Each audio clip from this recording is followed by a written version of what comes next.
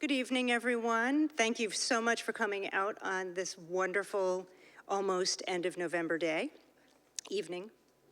My name is Jennifer. I am part of the programming team here at the Westport Library. First, I'm going to ask you to do something that we haven't done in a long time. Could you please silence your cell phones? I know, when we were all watching from home at Zoom, you didn't have to do this. We are super, super excited this evening to be welcoming Amanda Freeman, the author of Getting Me Cheap, and launching her book today.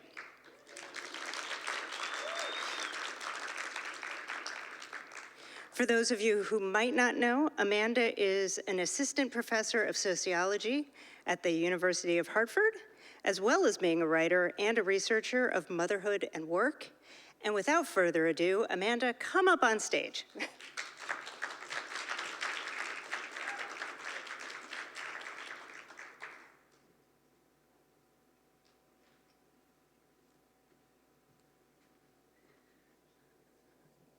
Can you hear me? Yes. Okay, so I'm actually going to ask you to do a little exercise that I do with my college students, just for fun in the beginning here, that requires a little activity. So if you cannot stand up, that's totally okay, but if you can, I'm going to ask a few questions, and if you're able to stand in response to them, I would appreciate that. So please stand up if your family has taken a vacation in the last year and stayed in a hotel room. Well, that's way more people than I was expecting. Okay, and just stay standing. Please stand up if you ever take your children to eat in fast food restaurants. Pamela, are you standing up in the back? People might not want to admit that one. Please stand up if you've ever employed someone to provide child care, elder care, or medical care for yourself or others. So I think that got almost everyone who's here for the book. Okay, thank you. So you can go ahead and sit down.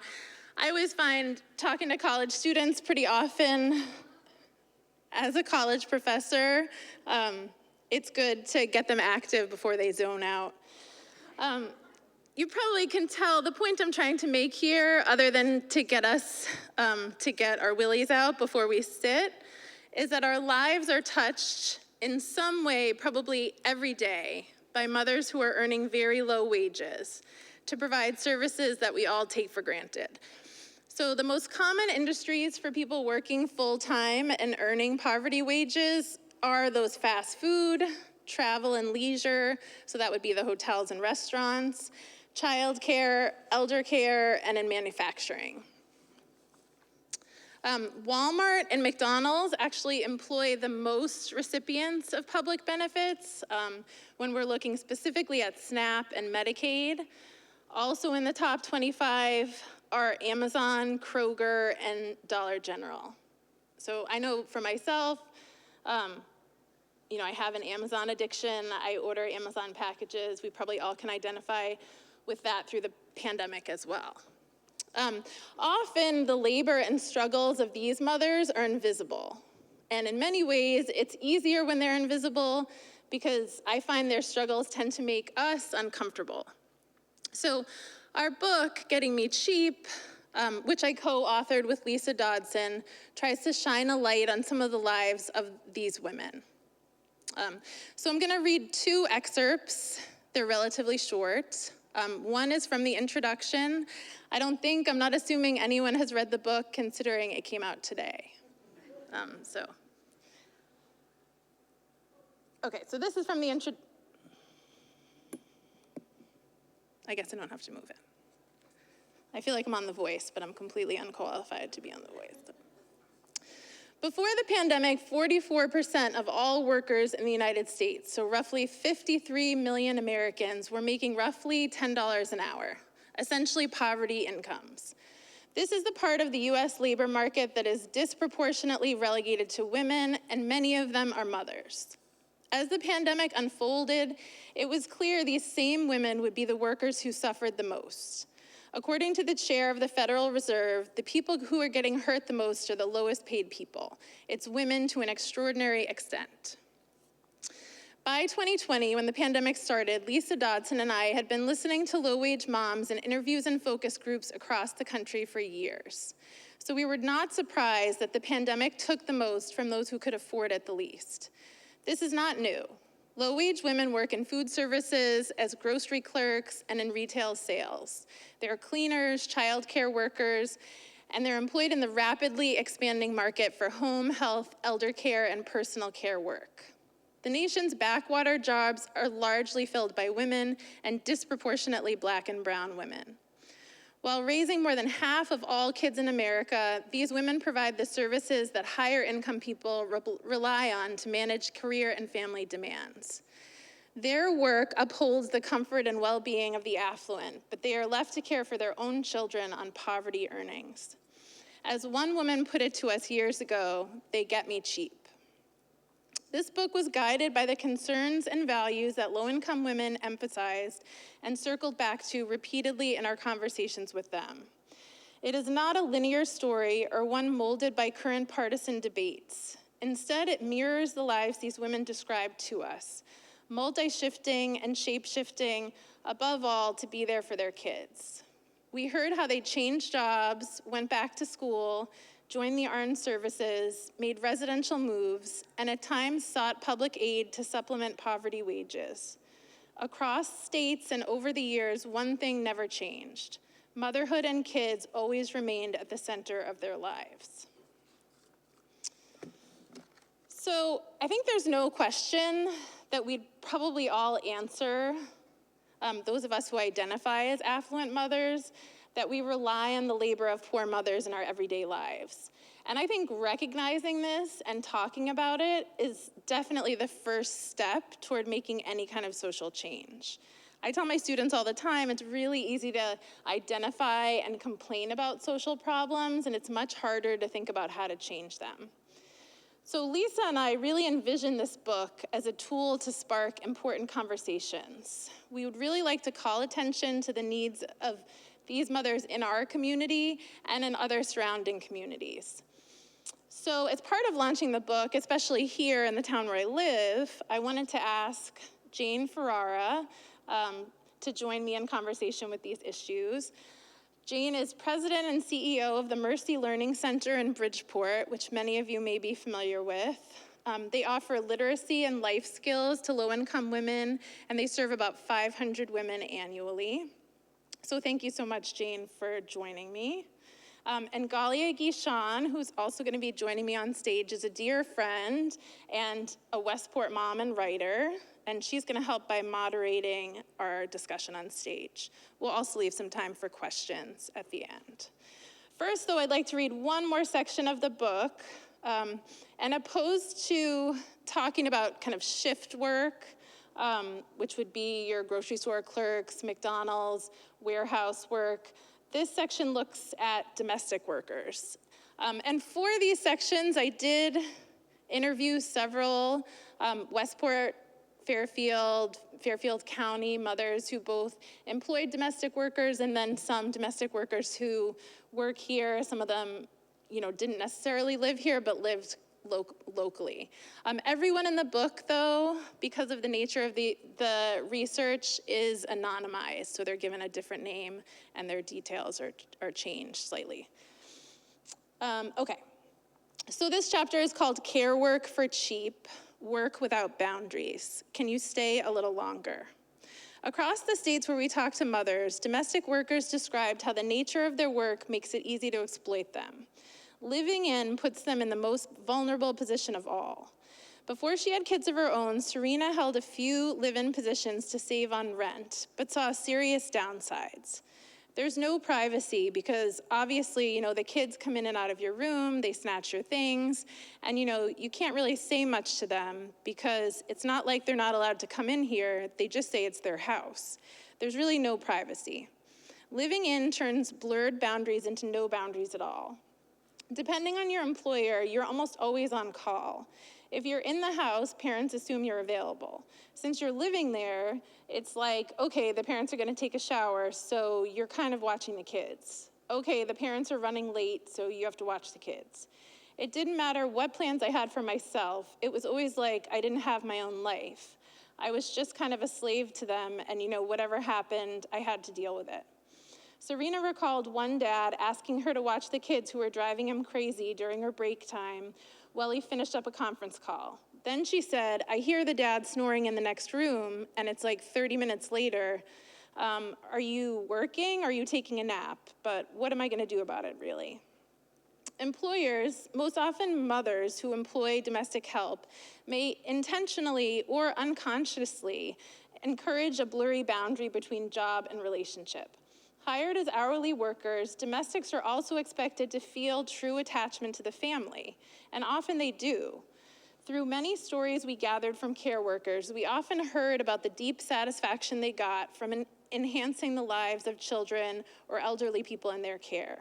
And for the hiring family, such affection ensures loyalty to a vulnerable person's well-being. Yet, at the same time, all boxes must be checked. All designated tasks must be accomplished by the end of the day or some prescribed period. Dishes must be done, floors swept, clothes washed, bathrooms cleaned. Or a child must be fed, washed, taken to the park, soothed, and put down for a nap. It emerges as a dual role. In 1 minute, you're checking off a list of duties, and in the next, you're expected to act as a devoted kin member. This blurry role can expand easily too. Working in close proximity, particularly over years, domestic and care workers saw a creep in expectations.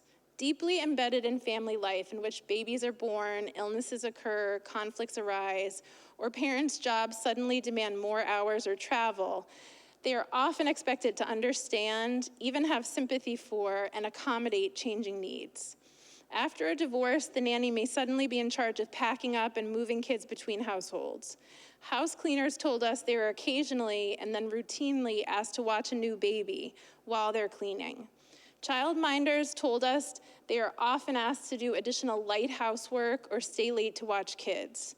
Much of this extra work goes uncompensated because it is care work, often done quietly by mothers behind the scenes inside of our homes. Many women working in domestic positions told us disturbing stories about the culture they encountered in homes. Home care workers, particularly women of color, described the disrespect they saw as prevalent in the private spaces of domestic and care work. Most of this came from affluent white women. They spoke of the image of a maid, a server, or a cleaner that was infused with low class and racist stereotypes. Serena said, the kids have hit me. The moms have made comments that have been verbally abusive, just shaming me. And it's like, I'm here to help you out. I don't know why you have to treat me this way, Serena said, highlighting some of the abuses she's suffered working as a nanny over the years. Domestic workers caring for wealthy families describe the ways in which affluence may be steeped in inequality. Parents model behaviors, Serena pointed out, and kids pick up the way parents treat her. The ones who barely say hello and regard her as an employee who clocks in and out, versus those who are more friendly and sit with her on the couch and talk, asking about her own life. Kids often mimic class behavior of their parents. Oh my goodness, there have been boys and I walk in and they will not acknowledge that I'm here. It's like I say, hello, how are you doing? How was your day? With no response. Or if I tell them, it's time for you to clean up your toys, they're like, no, you clean up. That's why you're here. That's your job. Serena recalled cooking a big meal and then ending up grabbing a bite to eat for herself while she was sitting there watching the children eat. And one kid said to me, why are you eating? Why are you sitting with us eating? Not all employing parents are like this, of course, but some do just bark orders. They don't really want to chat with me, talk with me, nothing. On top of that, many parents have strict ideas about routines or diets or the way their kids should spend their time. They want those intensive rules to be upheld even when they're absent. So they're like, this is what the kids have to eat, whether they like it or not. You have to give them these protein shakes or vitamins and everything. But Serena had little chance of getting kids to eat food they didn't want to, or turn off the TV when they didn't want to, if they hardly considered her to be a person at all. Okay, so that kind of wraps up what I wanted to read from the book, and I hope you all will read it. So basically, we're looking at kind of conditions for workers in these different fields. So, you know, in shift work and also in care work in our homes, and hopefully making the conversation so it's productive and helpful, kind of what we can do, right, in terms of individual behavior, recognizing societal behavior, and then also policies that will support this population of women moving forward. So I'd like to invite Golly. Me. Thank you. Thanks.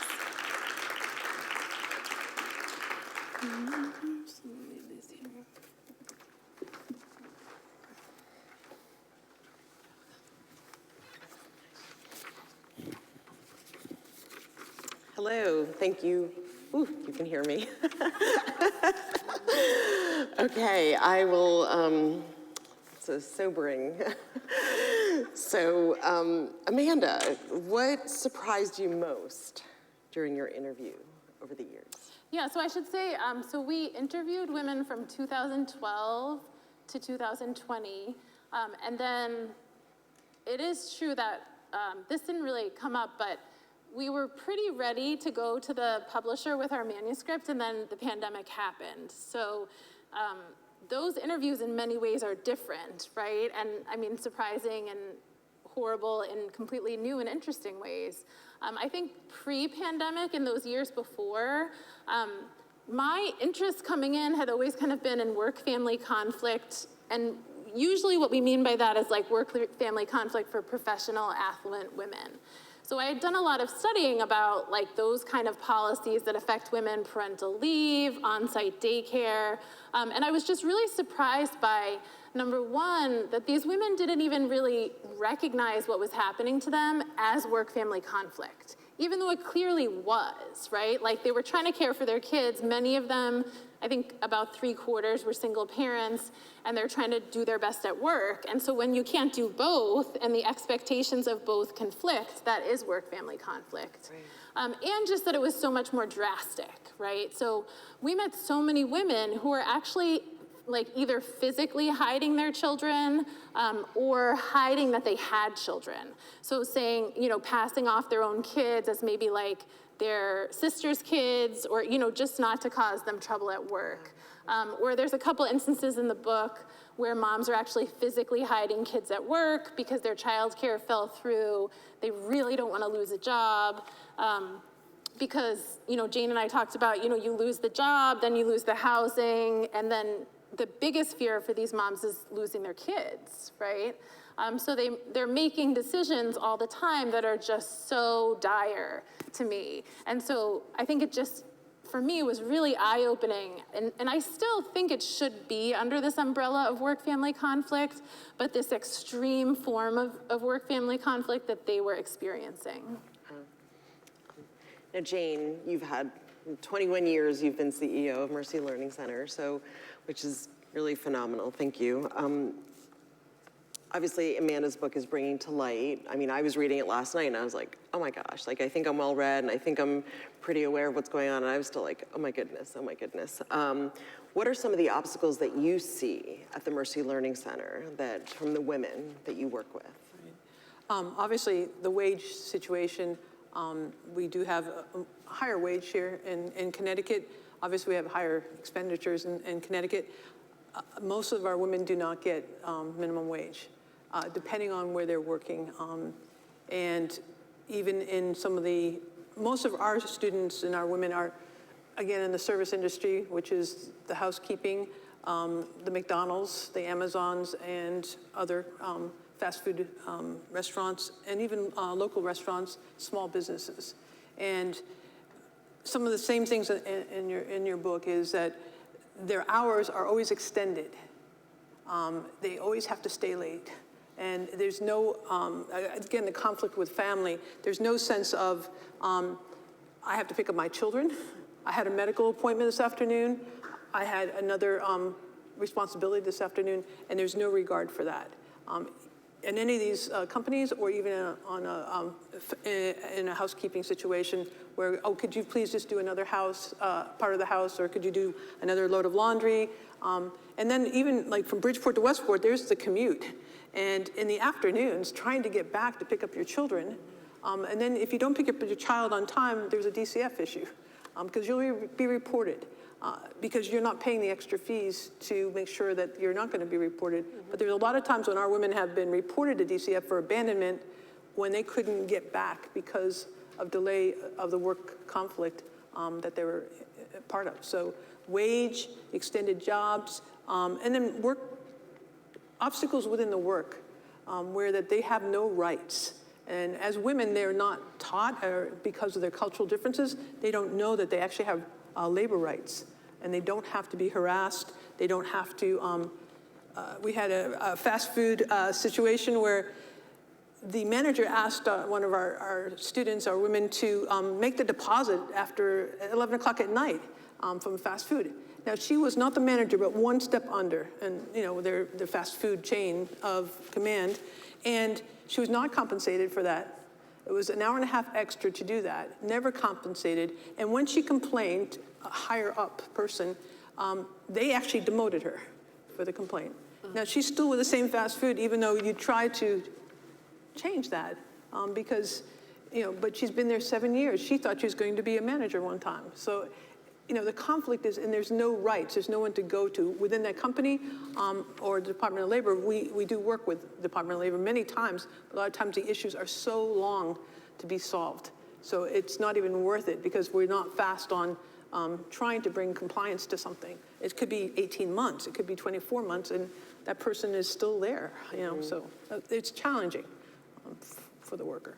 Right, we were talking about, we got the response a lot. There is some in the book about pregnancy discrimination and hiding of pregnancy, and people saying, well, if you're talking to these people, how do you not explain to them these rights that they have? And a lot of times we would, like the facilitator would really read out pregnancy discrimination policy and what are the steps that you can take.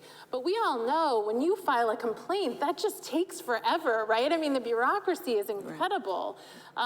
So, to wait and then also to feel like you're risking your very livelihood to do it, I would just say that it has to be a really egregious situation.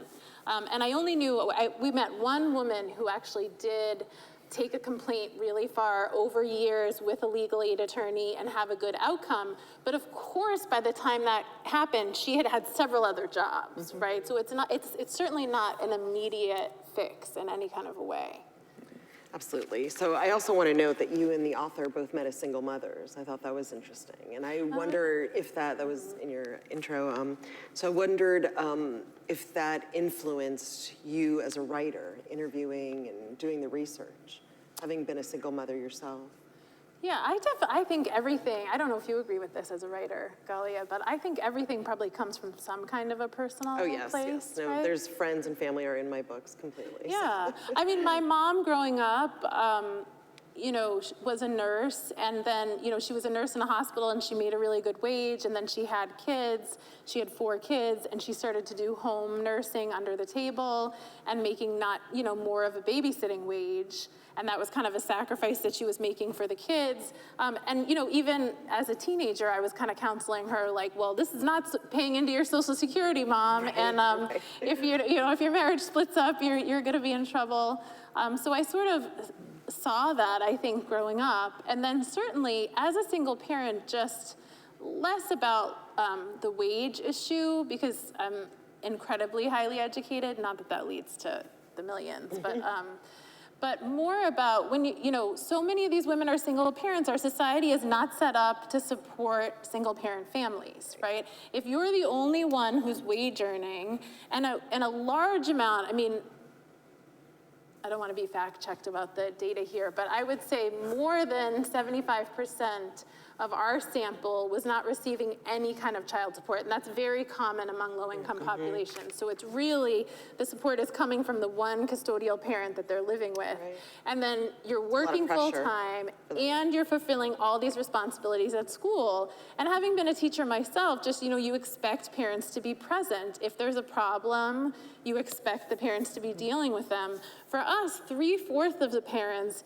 had a child with some kind of special needs, like either medical or learning. That takes extra appointments, right? And they're all during work hours. We generally only offer even subsidized childcare during work hours. So it just feels like this impossible situation, like you really cannot succeed as a worker and as a parent. And I would say that the women overwhelmingly, and I wonder if this is your experience too, I mean, they choose their kids, right? They just lose, they will, if push comes to shove, I'm gonna lose this job because my kid is my priority. Right. And they always say, like, I would constantly ask them about their dreams and their ambitions. Sometimes when I would ask them about their career ambitions, they would literally have like a moment of, well, what do you mean by that? Like, how am I gonna make enough money?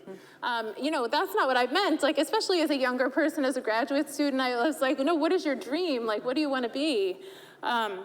But I just think that's on the back burner until the kids are old enough. And that's kind of what they would say. Well, if you mean after I get my kids through after I get my kids to college was often a goal, then what maybe can I do for myself? I agree with you that most women have no idea of a career. They're trying to raise their children. They're trying to survive.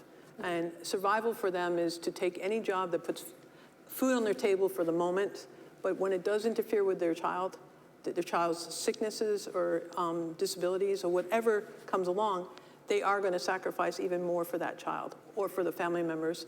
And they will do multiple jobs to try to make all the ends meet so that they feel that they are providing for their children. And I think most of our community does not get any support from the biological father. I have very few cases that actually get any support for their children. So they are the only wage earner in that in their family, yes. Amanda, what are you hoping readers will take away from the book? And I know for me, again, and I think I'm well-read and educated, and I, again, was like, oh my goodness. So what do you hope the rest of the readers, and I don't know if you want to separate, obviously, affluent, they can maybe make a change, or none, or just, if you've had. Right. Right, I mean, I think the first step is awareness and just like kind of allowing yourself to be uncomfortable thinking about it, right? Because it is just like, invisibility is easier, right? If you kind of force yourself to confront these issues, I think it does make a big difference. And I was talking with Galia about, I mean, certainly a first step is how you treat people who work in your home, right? Because you're interfacing with them all the time.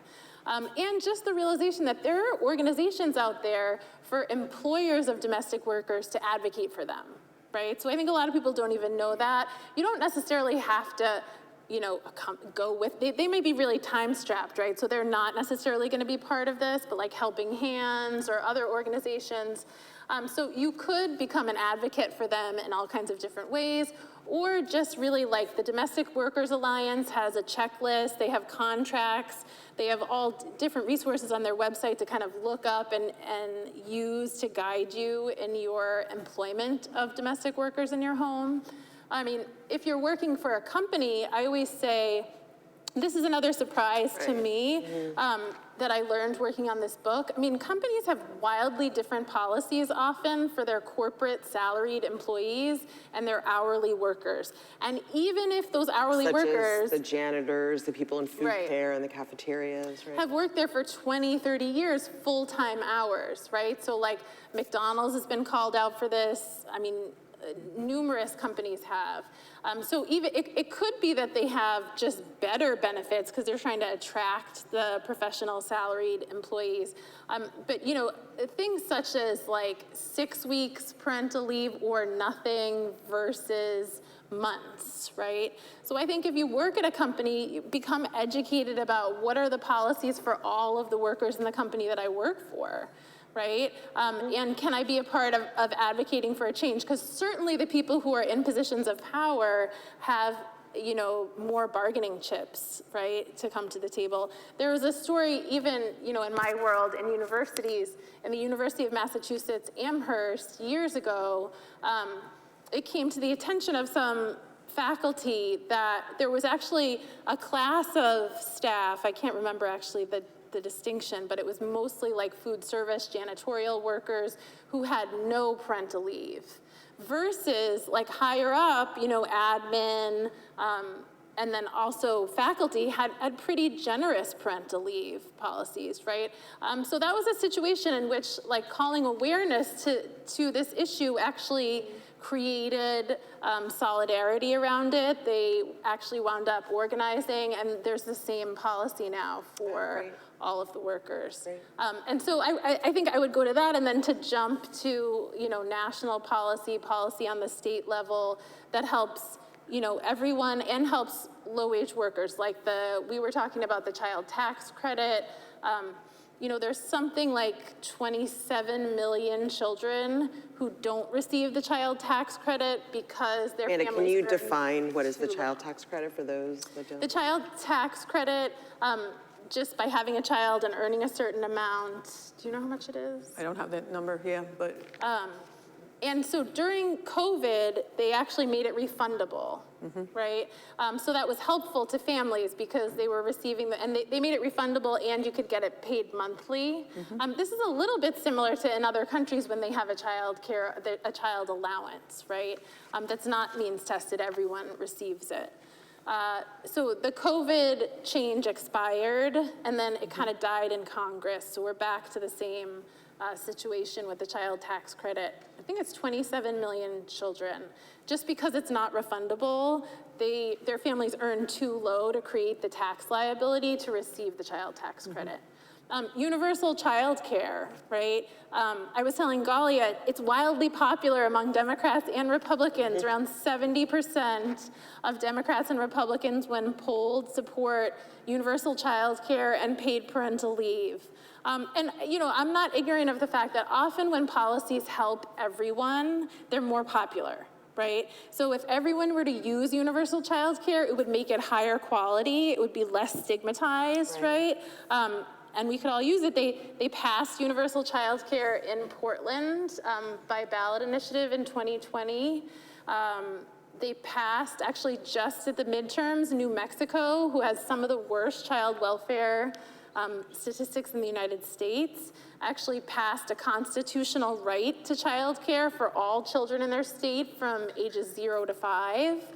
So I think there are some promising things going on out there, but certainly at the federal level, it's frustrating because even though there was support seemingly for those policies, I was really energized by the idea of them being part of the social infrastructure plan. They definitely fell out and are not really on the table anymore. Now, Jane, as a firsthand, because you've been closer to these women, I think, than most of us have, what have you seen actually made a difference in these women's lives? Or is that a hard question? Education makes clearly a difference in their lives as far as empowerment. Did it actually lead to a better job, which was more money? A better job, more money, understanding their rights as a worker. But again, there's 80 million adults in the United States that don't have the literacy level to even read a contract or a medicine bottle or a prescription. So that's a challenge for us. Just our educational system is a challenge. And it definitely favors more affluent communities. The urban public school systems, they're failures for most areas. And if we don't continue to educate our children, then they're becoming women who are undereducated, men that are undereducated, and then you've got a whole cycle of poverty that just continues. I think the way out of poverty is through education. And all the situations of poverty, which we've gone through, it continues a ripple effect. You can't get out of poverty without further education, with more skills, with the ability to understand, to critically think, and you don't have that experience in your normal workplace, especially if you're working at a fast food restaurant or someone's home and you are treated in a sort of a domestic type of environment. You're not treated as an equal. And equality has to be important. Humanizing people. I mean, they are human beings. They do have children. They do have hearts. They do have sickness. And many times, even during the COVID, it was amazing to see that they actually got COVID from where they were working. And no one ever told them that there was a family that was infected with COVID. That's unbelievable. That they're in circumstances where, you know, you can't get home to your children and you're a single mother and no one understands that. And we are mothers, we know. I mean, we know what it feels like to leave your child at the child care or at whatever operation they're at, activity. And, you know, what does that feel as a mother when you are so far away yet so close, but you can't get there? But I think education and understanding, I mean, the community in Bridgeport is an immigrant community for the most part. They haven't had the right to education, which is unbelievable in this time. They don't have the ability, even like for Husky. If you went on Husky today, just today, and tried to sign up your child for Husky, which is the State insurance. You cannot get your child signed up because they are now third party. So we don't even know. We're calling about Connecticut Husky today, and we can't get anyone to answer the questions. And they're saying to our caseworkers today, and this is hot. I mean, this happened today. Even though we see that the child is educated, the child has to speak to us. The child is 2 years old. How can they be the primary speaker on the phone right now? I mean, and this is third party that Connecticut has hired to do their insurance policy. We can't get that child with a physical. We can't get that child to a doctor because he's supposed to speak for themselves. He's 2 years old. And that's how sort of the challenge of systems that are not really available to the poor. I mean, these are systems that should be available to the poor that are not. And same thing with WIC. You cannot get on the WIC. You just had a baby. It could be 2 months to get WIC. Why? We can't get formula. You know, that's incredible. We had a situation where a group of mothers told us that they were trying to access, I think this was in Colorado, TANF and child care assistance, which there's a lot of overlap, people who want both programs. What is TANI? So that's cash assistance, so maybe typically thought of as welfare.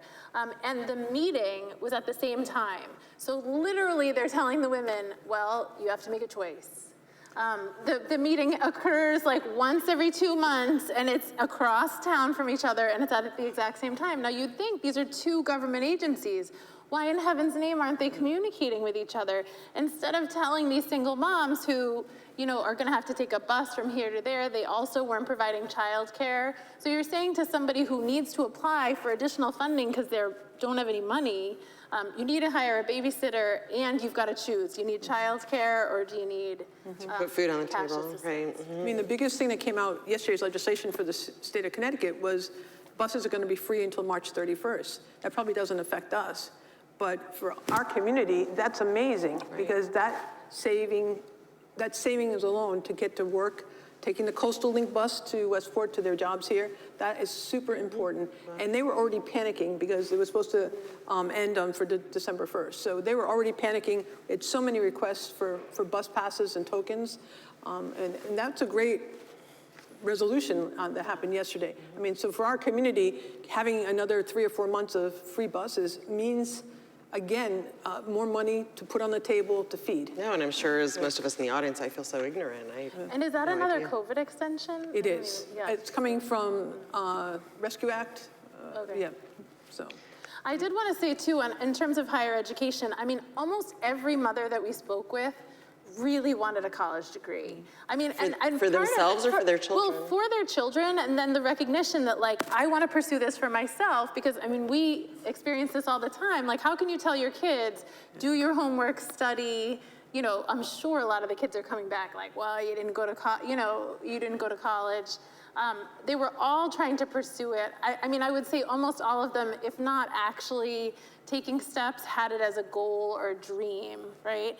But it's so overwhelmingly difficult. I mean, our systems of higher education are not set up to accommodate parents. I mean, as a college professor, I would say even, I advocate at my own university, but it's very difficult. A lot of times you have to send students to the Title IX office.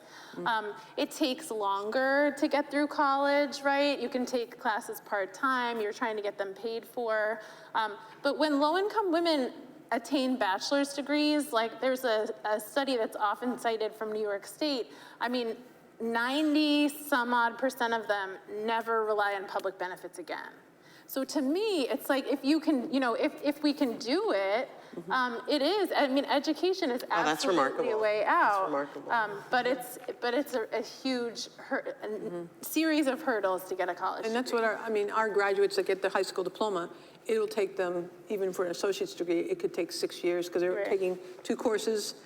Sometimes it's online, sometimes it's night, sometimes it's in between a job, they'll go to school, and it takes them quite extensive, college life, but it does happen. It does happen. And we do see, again, we see the influence of the mother on the child. That's been factually proven too. The highest level of education of the mother or a parent in the home, but normally it's the mother, will be the level of the child's accomplishments. The greatest predictor, right, of children's education. Yeah. And mothers, even a mother I'm working with right now at school, they need to go part-time. Our financial aid system isn't set up for that. If you fall below 12 credit hours, you're no longer eligible for financial aid, right? Correct. I would say, I always, and my kids are athletes, but we give a lot more accommodes to athletes in college, right? You get priority registration. It's a travesty. You get tutoring, you get, there's no actual recognition, there's no box to check that you're a parent. And I think most people here know parenting is a huge responsibility that of course impacts your work and your school.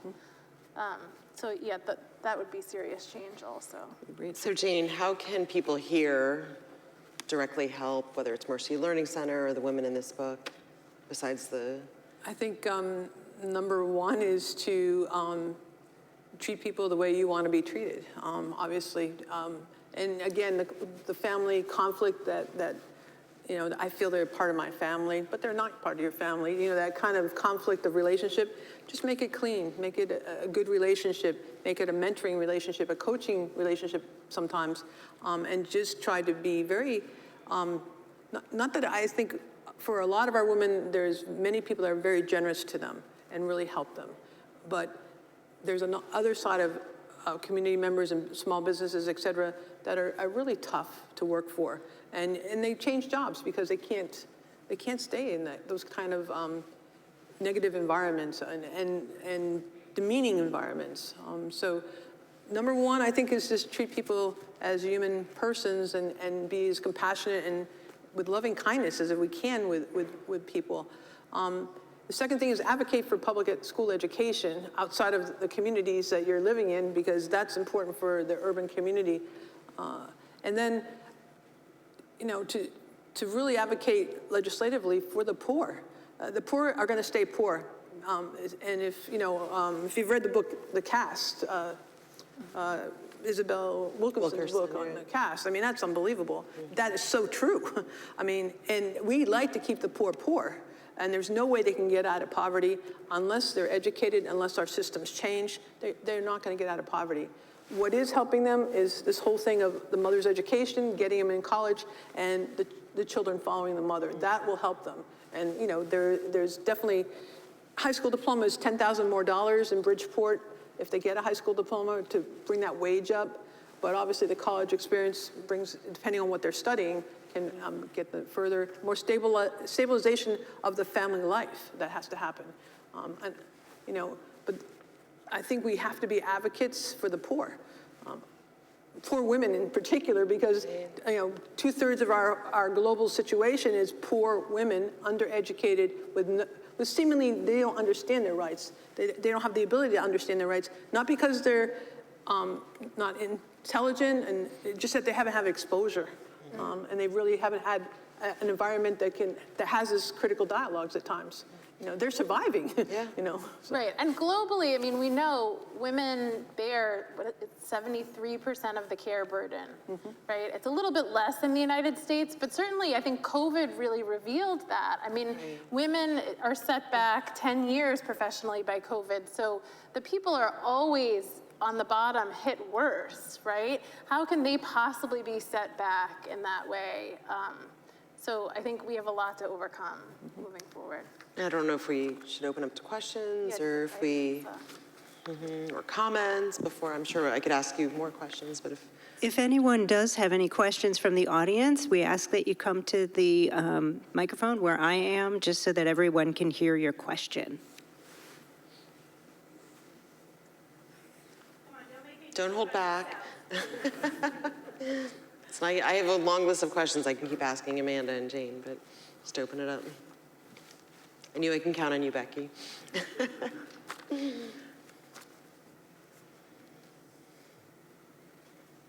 I was just wondering about the role, or if these women feel like they're in a bind about finding work that's on or off the books. That there is some protection in being, in having having your employer report the income and do the taxes, because then you're eligible for benefits, unemployment benefits. But I didn't know if there was a preference in that. I don't know. It just seems like to me like it would be a bind for women, but often they do seem to want to be paid off the books. So I just wondered if that was a topic you addressed. For my experience, they may not have a choice only because of their lack of education and skills, the work skills yet. Again, depending on their migration into the United States, depending on their ability of language, so they may not have a choice because they still don't have the skills, the educational skills, the work skills, the soft skills that you'd want for an employee. That being said, though, those that are able to get into these fast food, Dunkin' Donuts, McDonald's, Burger King, whatever kinds of they're in a corporate environment, but they're still in a skill set that is hit this button and you get a Big Mac and hit that button. So the skill set is still very limited. And I think the choice is to be as legal as possible, to be, I don't know any women that prefer not to have as many rights as possible and to be able to work legally, and not under the table. Right, except, I mean, we met a lot of women who just had this childcare bind, so they had several young kids. They couldn't afford the childcare for those kids, and so many of them were doing, maybe they would open a daycare in their home or something like that, just because they couldn't cover the cost of childcare otherwise, or they had a cleaning situation where they could do a childcare swap. So in that way, I think maybe they would rather be in an employment situation. I mean, all of them wanted to be in an employment situation with a way up too, right? So like, I talked to people working at McDonald's for 6-7 years and thinking that there's a way up, and then there's not. So I think if you can get a wage and protections and a way up, like that would definitely be what they're looking for. But there are all these reasons. And I think for parents, flexibility is a big one, to take a domestic kind of a situation while your kids are young, especially. So we did see that a lot. And one innovative program of the state of Connecticut is that they are training women to have childcare in their homes.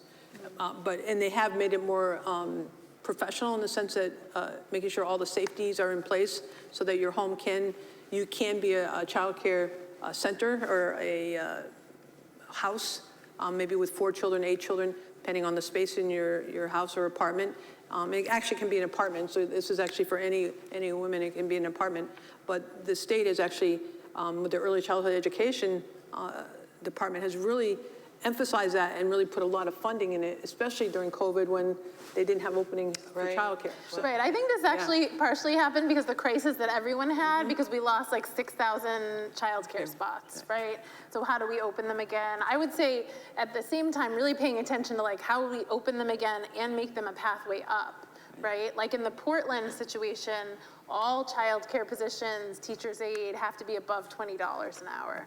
So to build something like that in where it's a profession that's desirable for women too. So, yeah, the Connecticut Department is doing that. We're still at $14, but I think it's going 15, 16, 17. And I think because of COVID, the State Department is really trying to focus on paying wages that are, especially to employees that are being trained for a certificate level of as a licensed child care worker. Great. But I think that's a good initiative from the state. Got another question here. I was just curious the role, if any, of the few labor unions that do exist anymore, of what their focus is on supporting any of these women and having some policies in place as part of their negotiations. Yeah, I mean, one of the things I forgot to mention before is, I mean, we're always advocating for the ability, at least having the choice or the ability to unionize, right? In the book, we did a section about the Stop and Shop strike, which I think like a lot of people here remember, right? And I was really impressed, like, you know what? I'm not going there. Nobody was going there, right? And who was on the picket lines but women, and a lot of them brought their kids. And I think a lot of that had to do with the interface between, we shop here, like I see these women all the time, and they're saying that these conditions are not sustainable for them, so I want to show some solidarity. So I think of, Amazon not allowing workers to unionize. I think that's a problem, right? We see overall, not to go all professor, but there's a decline in labor unions in this country, right? So they're not as common anymore, but certainly. But that's because also a lot of jobs have been sent abroad, like in terms of manufacturing, which is where most of the labor unions were. But certainly like Service Workers Union International, encouraging women to join where they can. Like I was saying, like joining up with Domestic Workers Alliance because they're trying to get, contracts for women. I think whenever we can work in solidarity, right, it's definitely helpful. I have another question. I know it's a complicated issue, but I'm wondering what you have learned regarding non-custodial parental financial support, especially in these times where we're taking a lot of rights to family planning away, what you're learning about child support and the legalities. And it sounds like most of the mothers that you spoke to are not getting any kind of support. It's very common among low-income families that there's almost no receipt of child support. I wish I could pull the number, but I want to say it's less than like 80%, around 80% of them receive no child support. Some of it is just because the earning is too low. The child support order would be really low, and it might just not be worth the bother. The family court system, already is really difficult kind of maze to get through. And then also, I'm sure you see this, Jane, like there's just this real fear of getting into the system, right? Of like using the system for one thing, and then if my sister is staying in my public housing unit and somebody might find out about that, and then I could lose my housing. So like it's kind of a cost benefit, right? Is it worth pursuing child support from someone who honestly, if the partner is working under the table, right, then you sort of know you're not going to get much out of that situation. You can also be garnering a wage from them that maybe they are providing some in-kind services. Like I definitely met families where the dad buys the coats or like maybe fills the gas tank, and you really wouldn't get much more than that. But do I think we could do a better job with child support enforcement in this country overall? Yes, certainly. I bring up systems in other countries where you actually apply for child support. It's just a different system than we have. The government pays out what you're owed, and then they seek the, being paid back, right? That's not the kind of system that we have. But something like that, I think, would change things. And we had a lot of parents actually saying that the COVID relief payments, whether it be for unemployment or for child tax credit, made such a difference to their lives that they actually would say it was like what they imagine receiving child support to be. And a lot of that is just drying up and leaving. So that, I think that's a big concern right now. in terms of interviewing these women, and you interviewed hundreds of women, was it difficult to get them to speak with you, to share, to talk to you? How did you reach them? How did you find them? Like that, from a sociological Yeah, I mean, standpoint? I don't know if, like, it's funny because people always seem to think that it's really hard to get people to talk, but I feel like moms, like, you know, they vent. A lot of them are single moms, right? You're not talking to that many people, so, I mean, just like, we just all happy to like have an adult to share. talk to, Yeah, right? to share your struggles with your kids. Oh my God, I like to share my struggles with my kids. And certainly, you know, I am like engaged in it, and I certainly will share some of myself. Also, not necessarily, I'm not having the same struggles, but I just think that that kind of encourages an exchange. And to know, for them to know really like what I'm studying and what I hope to come out of this, I think they generally feel good about it. We do just in practical terms, I'll either interview somewhere where the kids can be engaged. My daughter Maya is in the back. She's 16 now, but in 2012, I was dragging her around to various playgrounds and telling her, you play with Frankie so I can talk to his mom. So that is I think certainly she's throwing daggers at you right so now. that is certainly true. So I would go to, first of all, I would always offer to go to where they wanted me to go to, just to make it as easy as I possible. didn't even think of that. I just assumed you did it over the phone, but I didn't think Well, that I you mean, went on playgrounds right. or Yeah, you know, just I school, really tried to right. go to them and then offer a gift card. You know, it's not okay to pay them, but to offer a gift card to compensate for their time. COVID, like I said, really changed the landscape. So I did not do very much Zoom with, you know, there was a lot of difficulty with technology. These were not folks that were easily on Zoom, so we did a lot on the phone. But again, everyone's isolated. Oh my goodness, people did want to, we talked on the phone for hours because a lot of times I was like the only grown up they were talking to. Right. So, you know, that's like definitely my favorite part of it was, Sure. was talking to the women. And many of them I still have relationships with. But there's some in academia that would say that that's kind of Cross the line. crossing the line, but I think everyone has to make the line for Well, hopefully themselves. if this Yeah. book changes some policy, then you've to some extent brought some light or mitzvah to their life. Well, and I always want to just say, like, I want us to have the feeling of, like, I mean, they're also, like, working to bring change in policy, right, to you know, maybe not your own life, because policy moves so slow, but, you know, for other people who are experiencing these kind of struggles. I don't know. Thank you so much for opening our eyes to your book and this subject. I think on behalf of everybody in the audience, it's a real awakening. So thank you all very much. Galia, Jane, and Amanda, thank you so much for coming out tonight. And for those of you in the audience, we have copies of the book for sale. So I expect everybody to be lining up right over here, and Amanda will come and sign them for you. Thank you again so Okay, much. thank you so much. Good job, Amanda. Thank you so much, Jane. It was